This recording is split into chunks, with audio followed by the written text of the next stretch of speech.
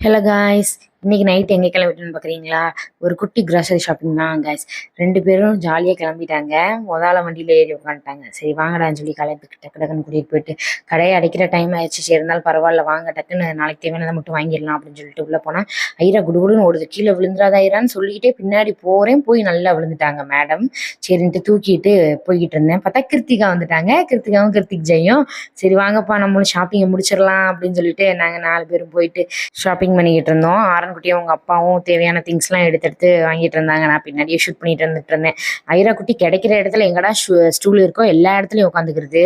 சரி வாங்கப்பா, அதை எதுவும் நோண்டாதீங்கப்பா, வாங்கப்பான்னு மெதுவாக கூட்டிகிட்டு போனோம்.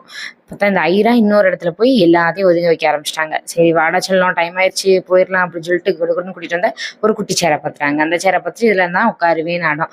சரி உட்காரு வா அப்படின்னு சொல்லிட்டு உட்கார வச்சா அவங்க அப்பா வந்து வாங்க கிளம்பலான்னு 2 பேரையும் தூக்கிட்டு கிளம்பிட்டாங்க. சரின்னு பில்லை போட்டுட்டு இடத்துல இருக்க ஃபுட் ஸ்ட்ரீட் போனோம். அங்கே போனால் ஏதாவது கடை திறந்துருக்கும் தான், நிறைய கடை பூட்டி தான் இருந்துச்சு. இங்கே ஒன்றும் செட் ஆகாதுன்னு வீட்டுக்கு கிளம்பியாச்சு. பாய்.